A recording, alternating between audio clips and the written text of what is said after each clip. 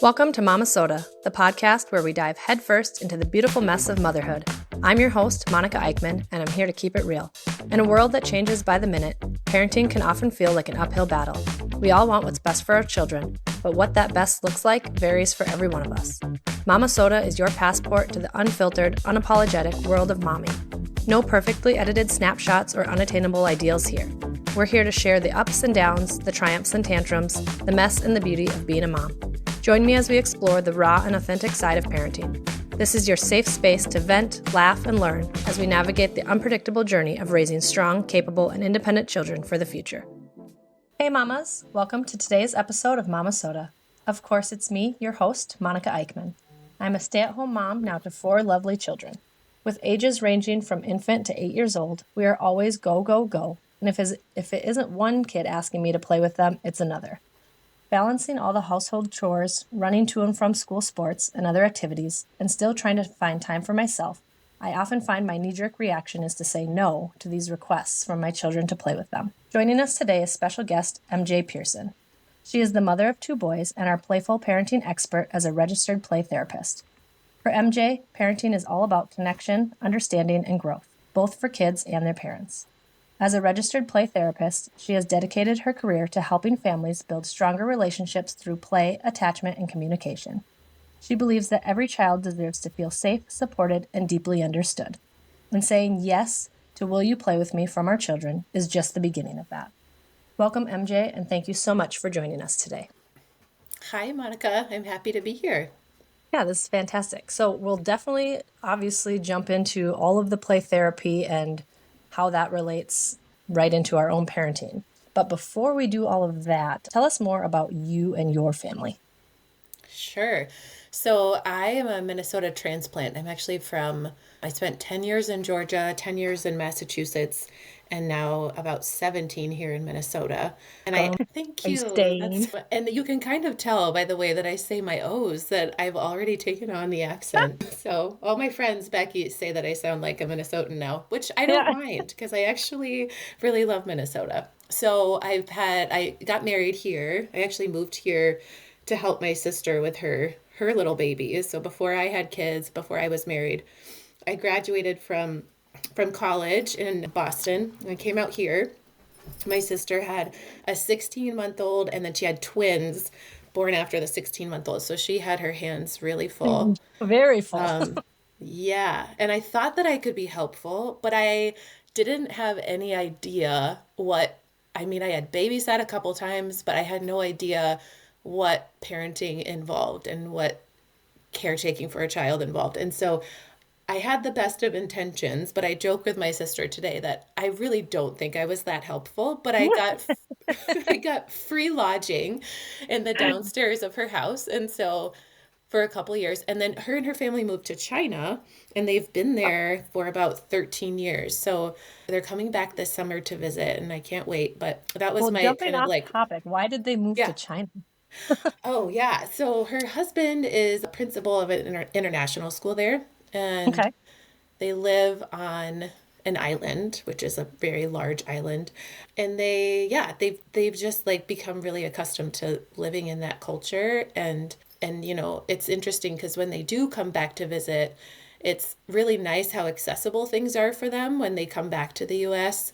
But then there's also some of that sticker shock of just how expensive everything is. Yeah. So, yeah. So anyway, we're excited to have them visit. And I've got 2 boys of my own. So Paul is my husband, and he works in inclusion services for a city close by to us, and really works a lot with families and individuals so that they can get access to recreational opportunities and increase their quality of life. And I, as a play therapist, I kind of do a very similar thing, just with a different lens. And so we both really love supporting individuals who are struggling either with a physical disability, a developmental delay, or whatever it might be. And so our own kids, one of our sons is 8, and he's diagnosed with ADHD. And I had no idea what I was doing when I became a parent. And of course, all of the generational trauma that follows you and is just kind of the baggage that you bring in to becoming a parent. I had no idea the ways in which I would be stretched and tested. And it's been so good for me as an individual to just go through the pain of that experience. And it's also such a beautiful experience I wouldn't change for the world. But we're learning as we go. And even though, some people refer to me as an expert, I don't really like that word, but I am very experienced in children's mental health, finding ways that parents can support their kids, figure out what their child's behavior might be communicating and how they can best support them with their emotional regulation. But when it comes to my own kids, it's always a different story, right? Because you're triggered way more by your own kids than by Yep. somebody else's. Do you know what that's like, Monica? Oh, yeah. I was a dance teacher for, I don't know, maybe 10 years. And I had rooms of 20 kids from 3-year-olds up to teenagers. And I was like, how did I stay like so calm and patient and like fun and smiley through all of that? And then it's like, I've just got my 3 kids here. And after 10 minutes, I'm like, Yes. Yeah. So that's kind of how I feel when I come home from a day of play therapy is like, but I've gotten better at not pushing myself to take too many clients so that I still have something left of myself to give my own kids. Because you do, when your kids come home from school at the end of the day, they're completely tapped out. And the number one thing that they need is connection. And that feels like the last thing that we have to offer when we come home from our own busy day, if you work outside the home.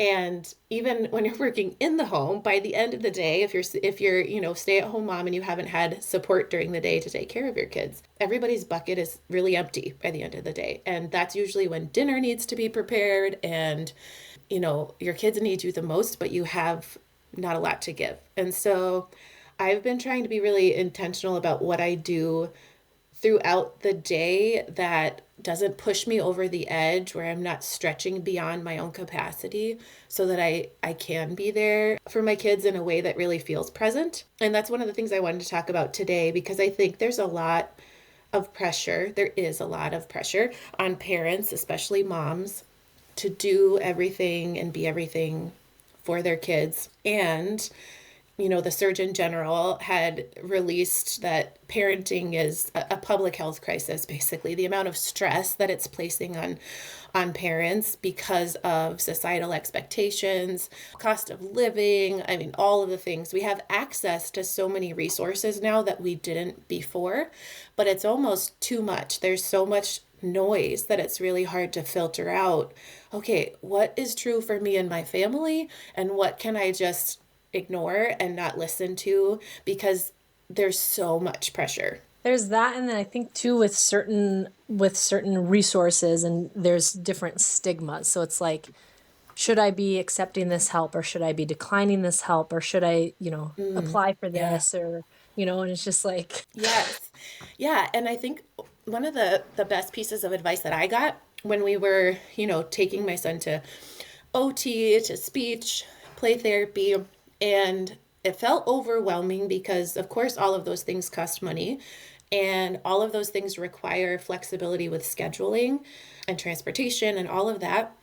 And it's really important for families to kind of choose a lane where they want to focus their attention and what they want to prioritize, and kind of like press pause in other areas, because you can only, make so much progress in one area, let alone 3 or 4. You really do have to gain traction, with consistency in at least 1 or 2 services before considering others. And I think that relieved a lot of anxiety for me, knowing as much as I do about child development, and knowing that the early years are so important and early intervention is so important.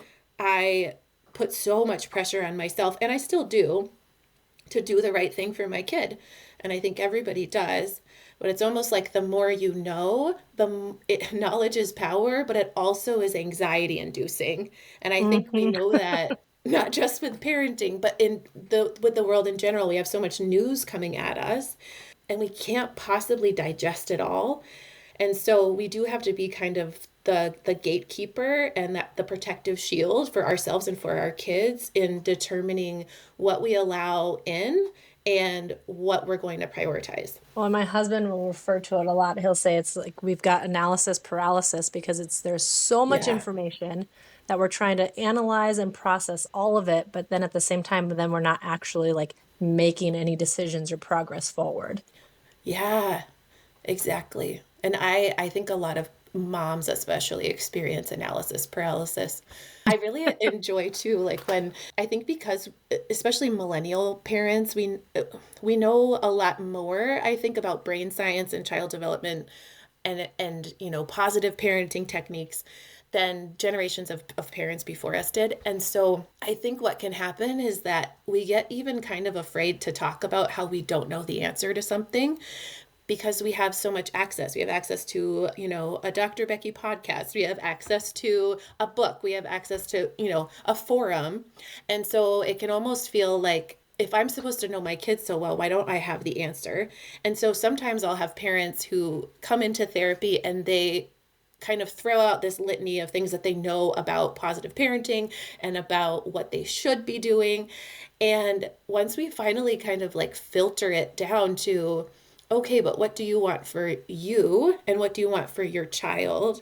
And how can we start to have this intuitive knowing of what's going to be right for you and your unique child and family system and kind of forget about all the other stuff?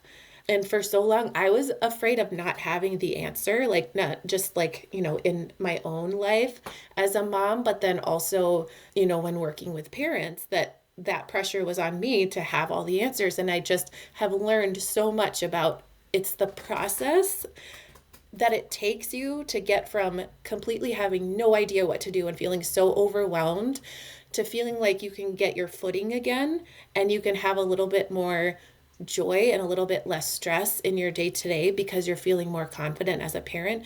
It's such an individual process for each person.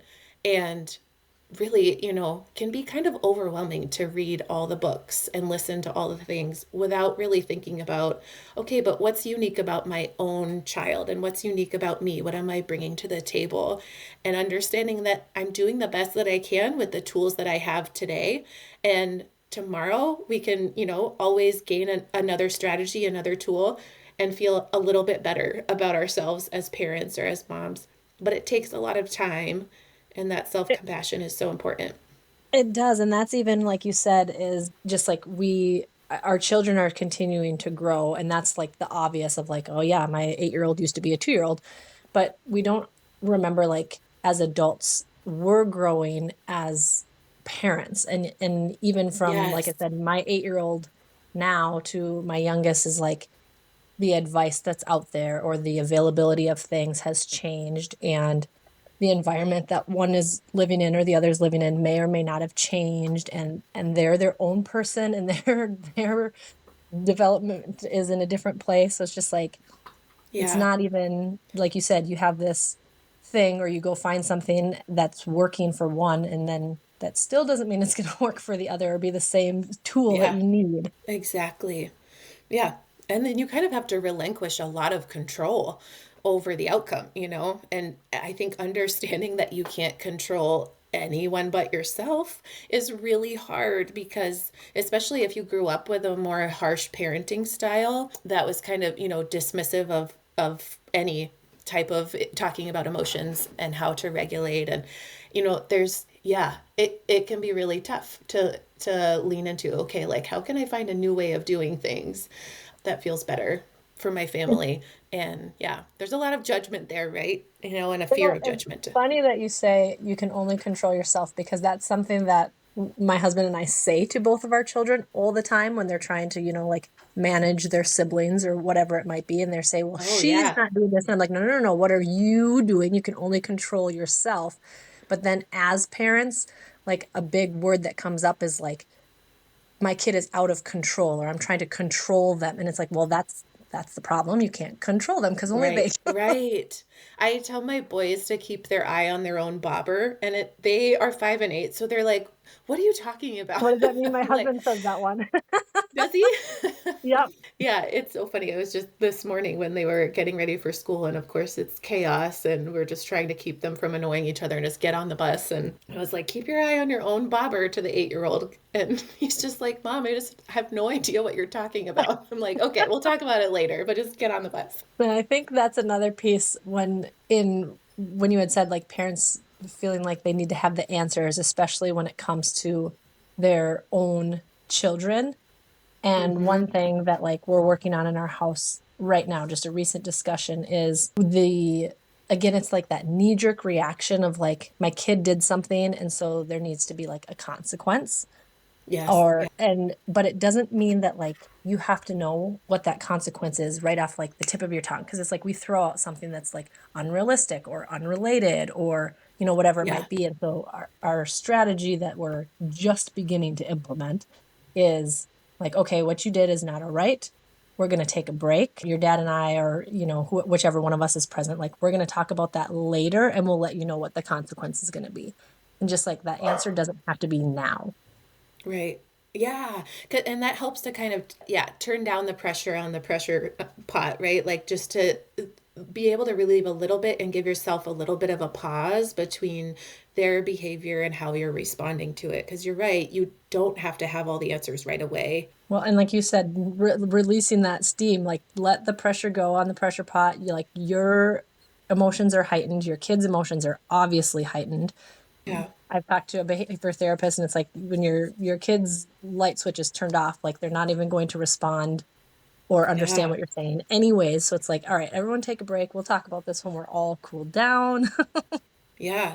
Yeah, it's like relearning the science of being human because it applies to us as parents too. That like, yeah, it's so hard for us to even notice, at least for myself. It's so hard to even notice for me or my husband when things are escalating with our kids. It's so hard to notice right away that we ourselves are getting escalated because it's such a Yep. knee-jerk reaction. And so then I talk to parents about, if we're still figuring out this skill to take a pause, just pause, even before taking the deep breath, just pause and notice what's happening. If we're still learning that and our brains are fully developed, then our kids for sure are going to need support in stopping before they react. And that's the big one too, like you said, and it's the noticing of yourself. You notice your kids are, getting into a heightened state, or if your spouse or significant other is dealing with the situation and you notice them kind of getting angry or upset, you're like looking over like you need to calm down. And it's like when you're the person in that situation, it's Yeah. not, you don't really recognize that. Yes. And I heard, I'm sure that you love Dr. Becky. I love Dr. Becky. Do you I listen do. to Dr. Yep, Becky? I Okay. do. I just love when she talks about you're a good kid who's having a hard time and giving your child that grace and understanding off the bat of like you are still good and you're having a hard time, but then I like taking it the next step and saying like, okay, in this family system, how can the adults use that for themselves? So how can they shift their own self-talk to, I'm a really good mom and I'm having a hard time?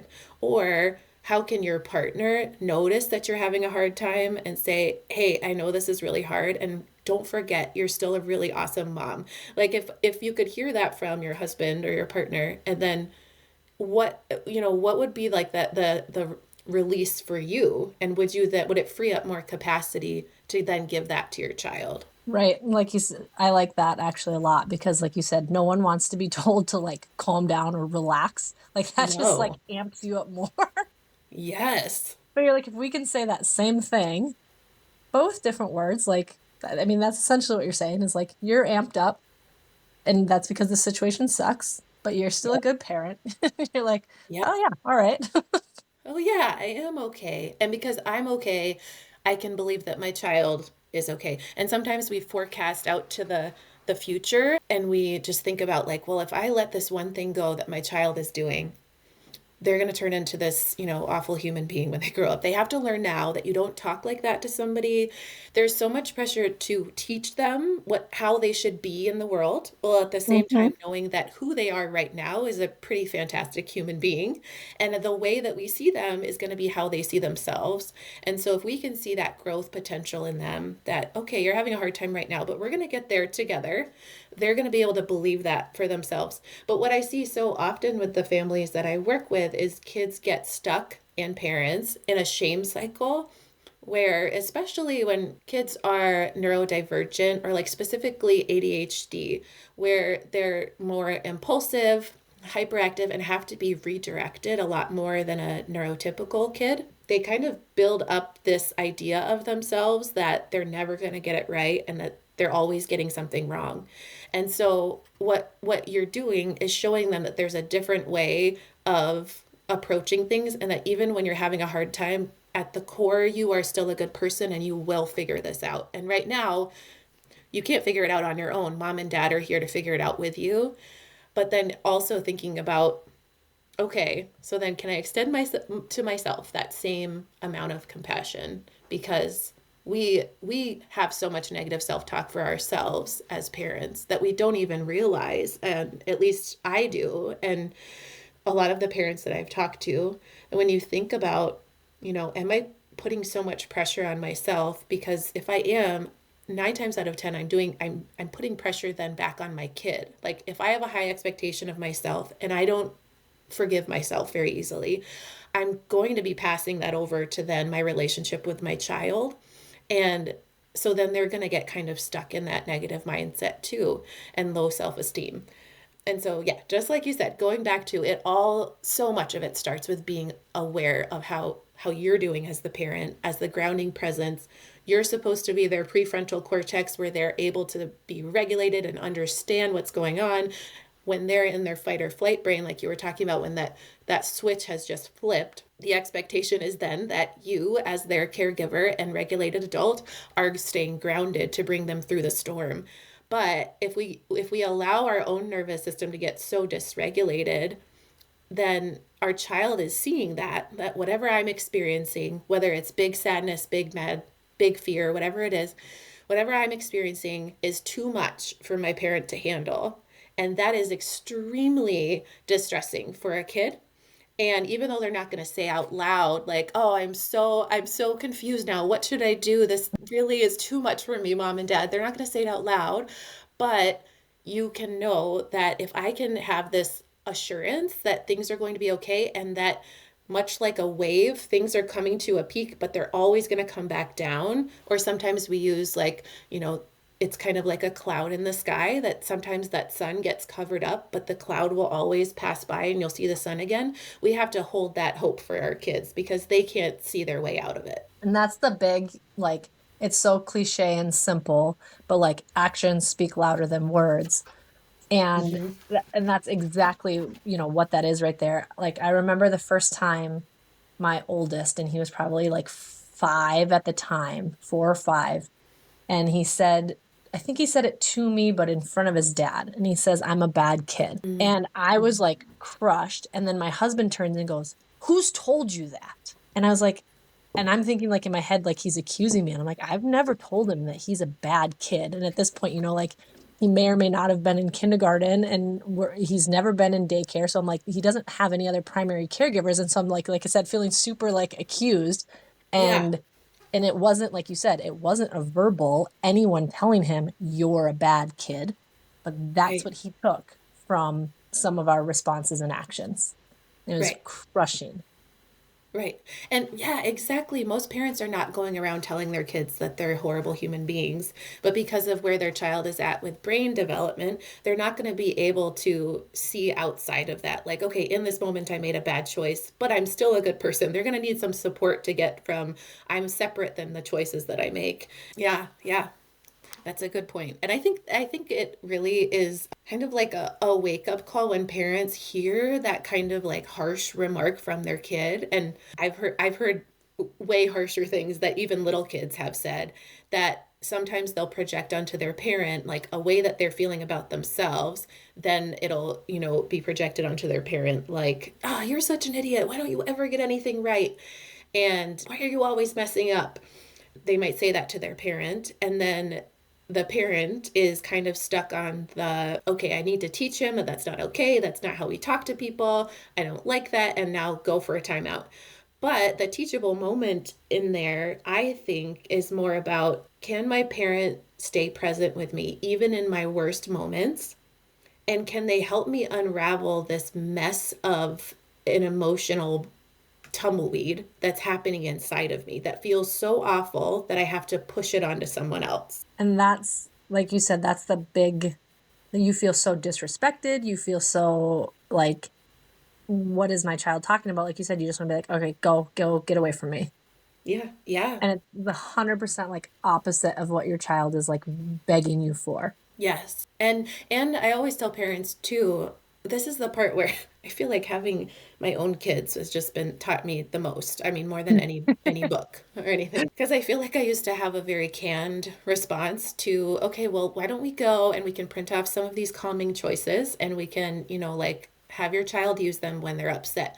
But kind of like dismissing the fact that the relationship has gotten this far and is building a pattern where the child is either not feeling comfortable to co-regulate with the parent, or the parent is not feeling comfortable to co-regulate with the child, and expecting a young kid to just point at a calming choice and expect that to be enough really dismisses the beauty of like who we are as humans and how our brains develops in relationship. But in our society, we are so independent driven that there's an expectation for your child to succeed and be independent without you much earlier than in some other cultures, even when you think about like potty training and things like that.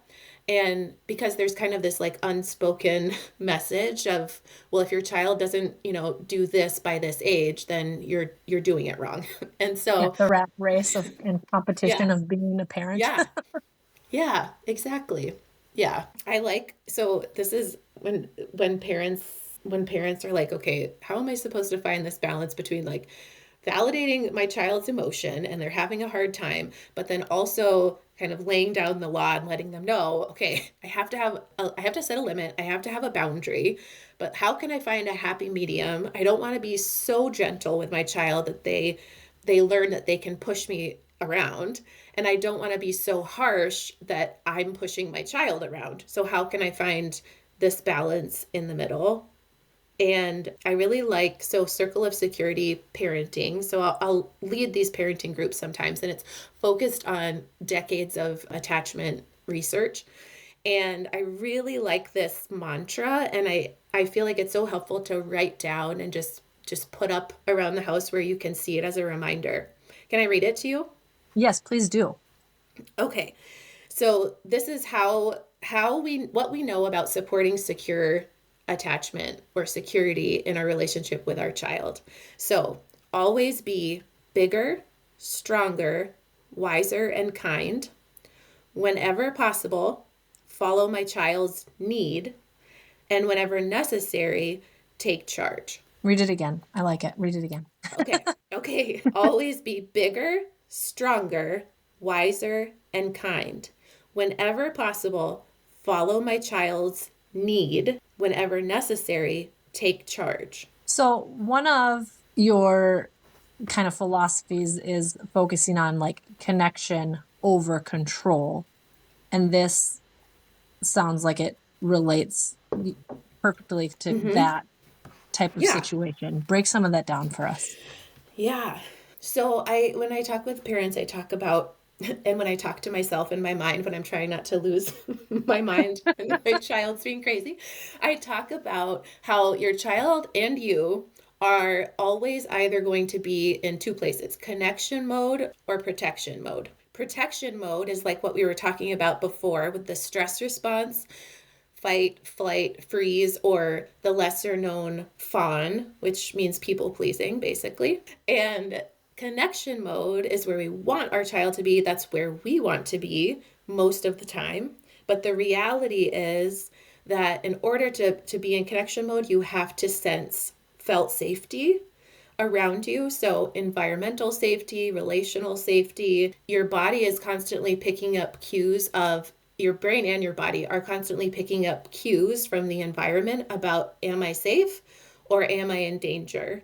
And I think the hard piece to understand is when a child is in a home that is really safe, really loving, and there's nothing dangerous going on, the super safe neighborhood, how could it be possible that my child is perceiving threat?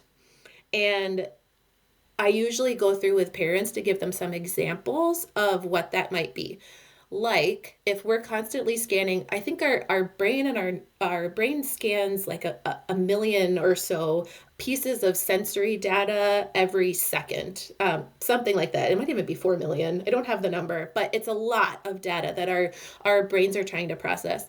And if you have a kid who's more sensitive and who maybe is neurodivergent and who maybe has a sensory processing difference, they're absorbing things at such a fast rate.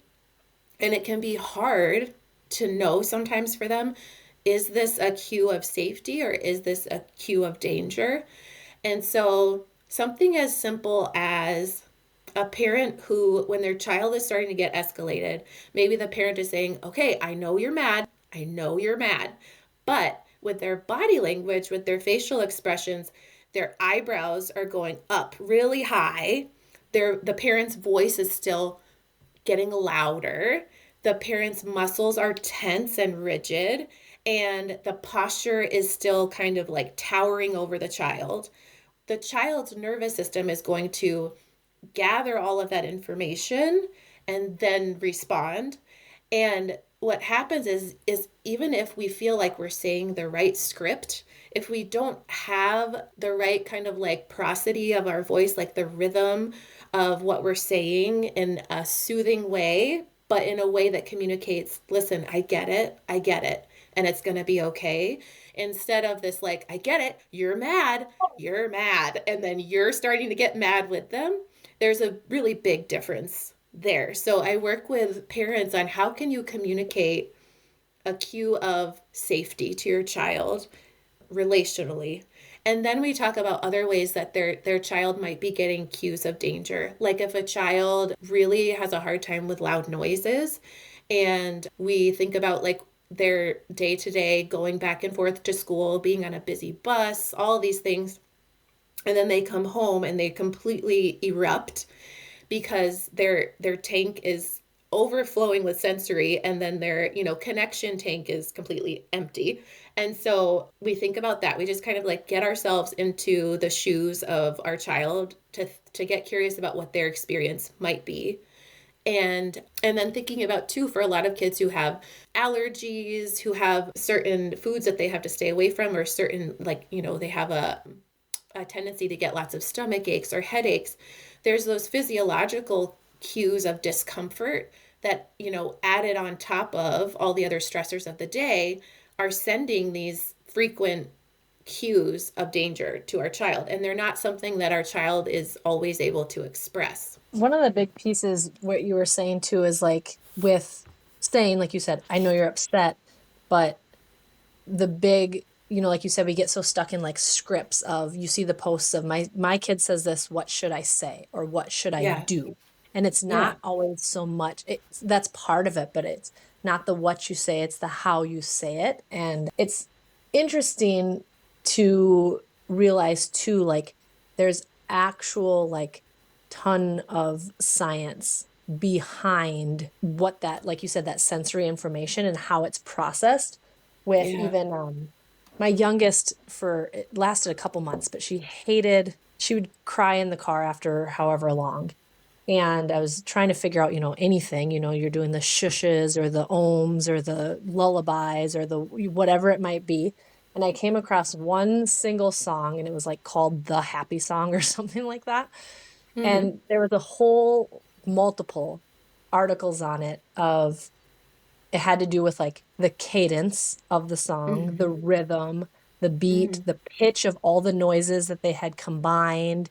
It wasn't just like the words they were singing, because the words like were kind of irrelevant and silly. Like, Yeah, yeah, it wasn't like, calm down, baby, like yeah. the words didn't matter. Like they're talking about helicopters and tigers and like it was all over the place, but it was just all those little pieces that Oh, like they broke down interesting. with like brain science. Yeah. That's so interesting. And part of giving ourselves compassion as the parent who's having a hard time regulating their child is knowing that maybe we didn't have someone in our lives who could calm their own anxiety enough to have that rhythmic calming voice to sing us to sleep or to give us comfort when we were distressed.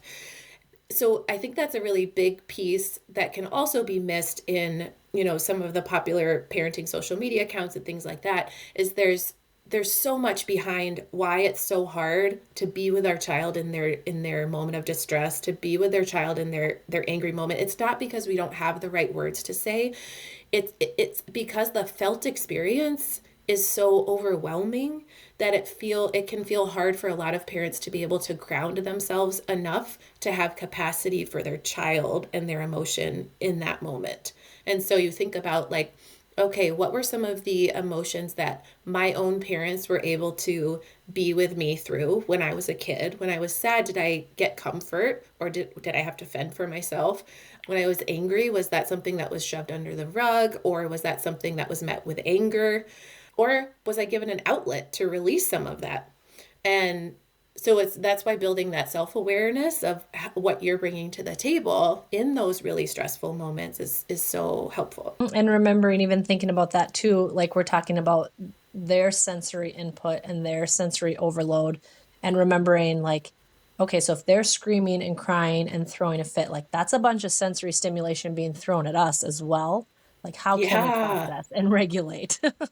I'm so glad you said that. One of the tools that I suggest to parents that I never did before becoming a parent is earplugs. And there's these really cute ones that look like little earrings. And I never realized how dysregulated I got by sound until I had kids. And I realized that even just taking the edge off of it by like plugging in the little earbuds that were noise canceling, but I could still hear what was going around me, it just turned down the volume. That gave me a little bit of space and a little bit more of a pause to be able to feel okay enough to then help my child through. Whereas before, I would have to leave the room. And now it gave me just a little bit of a degree of, okay, I can stay with you in this because it doesn't feel as threatening for me anymore. I like that. That's probably going to be like in my Amazon cart here shortly because I'm the type of person like I go downstairs in the morning, my husband's already up, and 9 times out of 10 he's got music on. And then the kids come down and they're doing whatever, and then we're cooking and he likes to use the fan on the stove, and the dishwasher might or might not be running, and before I know it I'm like, will you turn your music off? There's so much noise. Yes. Yes.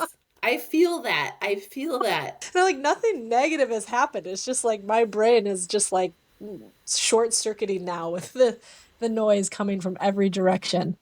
Yeah. And so it's funny because some parents will say like, okay, so I know that my child has a hard time with loud noises, but why is it that they are always the loudest person in the room? That's my kids.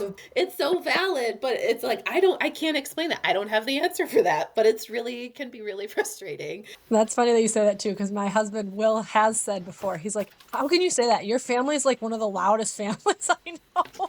But it all like piles up throughout the day, and even like by like the first 2 hours of the morning. And for ourselves, it depends on like how much sleep we got, how much support we're gonna get through the day, what we're anticipating next, if we've got anxiety, depression going on in the background. There's so much going on. So if there's that much for us going on below the surface of our behavior, then of course there's going to be for our own kids. And so that's why the pause is so important. Like, yeah, this is being a human is stressful. I love too, like, I feel like we're talking about this, and after you said it, I'm like, God, this, like, it's so obvious. How was it not obvious? Because, like, I've talked about, and I see on, like, the different social media all the times, like, the big thing right now of being, like, touched out, because I'm home all day. My kids are exclusive breastfeeders, extended breastfeeders. I'm like, by the time my husband gets home, sometimes I'm like, just, I don't want to be touched anymore. Yeah. So it's like we Yeah. talked about being like touched out, but like like I said, never like stumbled upon or talked about like just the stimulation of the noise being Yeah. that. Yeah. That's why moms are heroes. The amount of stimulation throughout the day. And that you not only have to control your own emotions, you're trying to help your child manage theirs. It's exhausting. Yeah. And so going back to when we were kind of talking about like that mantra and the connection over control, how would you say like putting that into practice in dealing with everyday challenges like whatever Yeah. tantrum, because your kid was told no, or the struggles of going, getting them ready for school or telling them to brush their teeth. Like, Yeah. how would you put that I'm into so practice? glad that you are good at following my tangents because I feel like you ask me a question and then I go somewhere else and then you bring me right back. So I Nope. appreciate That's my favorite actually podcast though is like when we can just have a natural conversation and I don't feel like I'm just like question answer, question answer, question Yeah. answer. Okay, where do I go? Yeah. Yeah, I appreciate it. It helps me to get back on track though. So, so connection and protection mode, what we were talking about before. So, it could be helpful to even just write down a list for yourself about the things that make you feel good and ready to connect, and then the things that send you into protection mode. So, if on the protection mode for you, it's the loud noises, the physical stimulation of being touched out, those would go over there. And then, what are the things that help you to kind of take a little bit of the pressure off and to be able to have a little bit more capacity? What are those things that feel good that allow you to be in connection mode? So, do you have an example, like for you, Monica, of something that helps you to be in connection mode to feel safe? That's a good one. I don't know. It's probably something I need to work on. It's hard to think about these things, and I so an example for me is making sure that when okay, so my cue of danger, the thing that I know in me that I'm feeling a sense of threat in my environment, I get snippy and short and just want to shut the world out. And I know that I can't because I'm a mom and I have to do things. And so I've been taking these little like micro little breaks throughout the day where like my husband will do when he gets home from work, and then I will go do one, and we kind of take a turn with each of the kids. And then what happens is I lay down, I take out my heating pad, and I usually have a lot of tension. That's usually when I can tell that I've like overdone it. So I lay on the heating pad, which then cues my muscles basically to feeling safe and secure. And then for me, it gives me this awareness of like, okay, like it's gonna be okay. My shoulders start to lower, my breathing starts to slow. I'm not the kind of person who can just in the moment take a deep breath and be okay, because I get to this state of just like overwhelm and Mhm. almost panic. And so when I do something that has a sensory cue like the heating pad, it actually really helps a lot. I like that. I'm gonna have to put more thought into because I know like for me at the end of the night, like once I tuck the kids in, like it's like go downstairs, turn on the TV. Like that's just my like shut off, Yeah. like but it's like you said, those things throughout the day of like, well, I'm not just gonna like walk away and pop the TV on for, like Yeah. but And finding those smaller things. yes. And it's so interesting too, like when we were talking about being compassionate about our response that we have towards our child, towards ourselves, the self-talk. If you can notice it in your partner too, of like when they might need that micro break, and hearing, hey, I know you're just having a hard time. Why don't you go take a minute? And then asking them, like, hey, can you do this for me? Because sometimes we don't know that we're overwhelmed until it becomes too much, because we want to be super mom and we want to do it all. And we want to be there and be everything for people in our lives a lot of the time. And we push and push and push, and because of that fawn response, a lot of us have fallen into some people pleasing, and we don't even know our own capacity, or our children are so young that we have to keep pushing through it. But is there somebody in your life that can provide you with that cueing of, hey, why don't you go take a minute for yourself, and can give you just even a tiny bit of respite? I think I needed to hear that from somebody that wasn't my husband because you started to say it and I was like, my husband's told me, hey, why don't you go take a break or whatever it is, and I'm like, I'm fine, I got this. And I Oh, think I just like you said, yeah. I'm stuck in the thought of like I'm a stay-at-home mom. This is what I'm doing. I need to be a mom. I need to parent. Yeah, I'm going to white knuckle my way through this. Yeah. And sometimes it feels a little patronizing at first to hear like, I think you need a break. Yes. And I think that's exactly what I've felt. And yeah, hearing it from somebody else, because I tell him stuff all the time, and then he comes home and he's like, so-and-so said this. I'm like, I've told you that before. It's Yeah. just like the hearing it from someone else that It's just just so really hit personal home. when it comes Yeah. from your husband. Yep. Again, it just feels like that attack. Yeah. Kind of like similar to like if our kid's teacher is like telling our kid like, hey, go take a break in the calm down corner.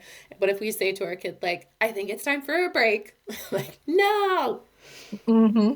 Yikes. I think what is it that they say about the first child teaches you how to be a mom, the second teaches you about who you are, and the third, what happens with the third kid? You tell me. I don't have 3 kids. I don't know.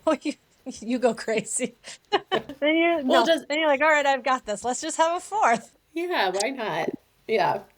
I know. Yeah, That it's I often all ask myself, what am I doing? And then I'm like, are we ready for another? And then I go back to like, what was I thinking? yeah. I love it though. So many of my friends we talk about like how our kids teach us so much about ourselves. The things that we didn't want to learn about ourselves mostly, Right? like our level of patience. And like you said, how it's just put to a different test than with other kids or other people. Yes. Yeah. And okay, so the connection and protection, there's a tip for okay, so you're writing down when you're in connection mode, what are the things that help you to feel safe? So you can use those as your tools, whether it's a sensory tool or a breathing exercise or someone stepping in for you for a moment's respite. Then you're getting curious about what is signaling felt safety and connection for your child, and when are they more in protection mode, stress response? How can you tell? Is there a look in their eyes? Is there a change in their motor movements? They start to get really fast and out of control. Or do you have a kid who shuts down and just isolates? It can look so different. But I would kind of start making a list of how we know when we're triggered, how we know when our kid is triggered, and then trying out different things to see what works for your unique child that might help to signal safety, security, connection. But so much of the time, the number one thing that's going to do that in the most efficient way possible is for you to be grounded and regulated and to be passing that off to them and their nervous system, because we have something called mirror neurons. And when you're seeing someone who is angry, then you yourself start to get this kind of hyper arousal within your nervous system and a sense of threat.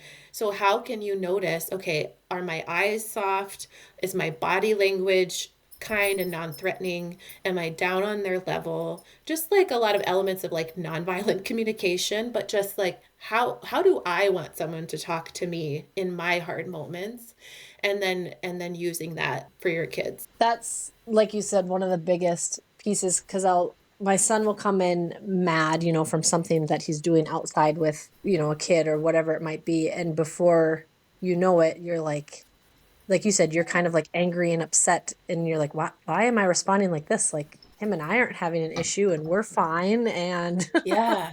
Yeah. Yeah. That's the beautiful dance of attachment and attuning to our children. And the mirror neurons are helping our kids and us to adapt to different situations.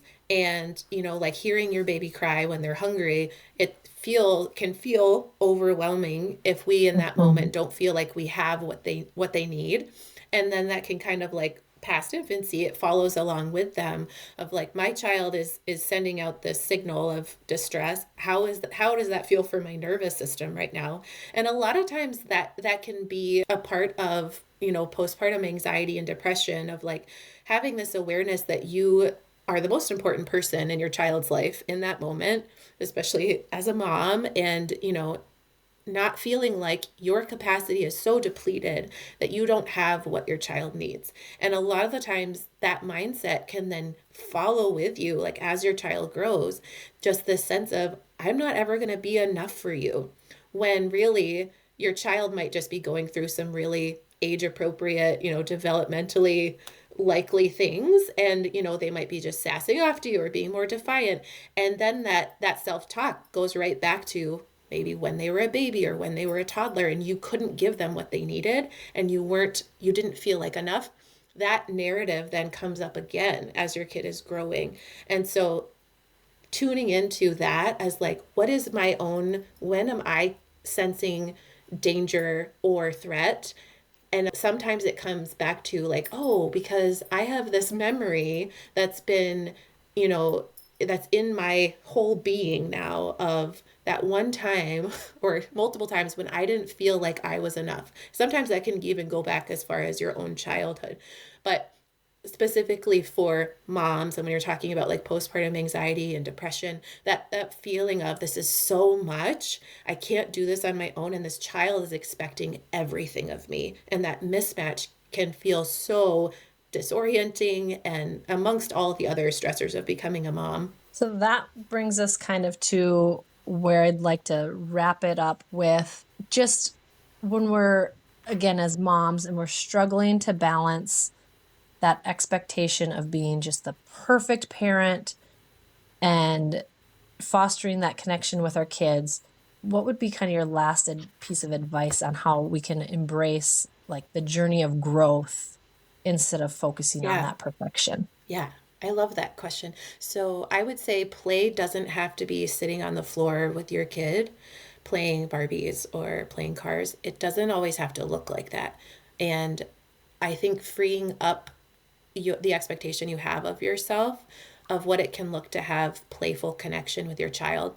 So if you have a sense of humor and you like to crack jokes, but your kid's not really old enough to understand sarcasm, how can you implement, like, add just a little bit more humor into your day in a way that they'll understand and feel connected and joyful with you? Because you want to increase those moments of shared enjoyment and delight. And that's one of the keys to being mentally healthy is, being able to not feel so much stress that all of the joy is just kind of gone from your day. And so adding in those little moments. So for instance, if you could, you really need your kid to load the dishwasher, but they just hate doing it. And so at first you might be like, okay, this is something they just need to know. They've got to do it. They've got to do it. I'm not backing off. Can you implement a little bit more playfulness to your approach? So you might add on like a British accent, or you might start to play dumb a little bit and like, oh my gosh, where did I put my kid? I really need her to load the dishwasher.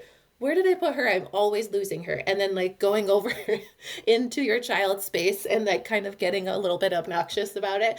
And until you can see that like kind of portal of happiness and shared enjoyment open, maybe with like a little smirk or a little glimmer in the eye, because then you know that you've got them in connection mode, and whatever you need them to do next is going to be so much easier because you took the time to be playful and connect. So it doesn't always have to be sitting on the floor with them playing.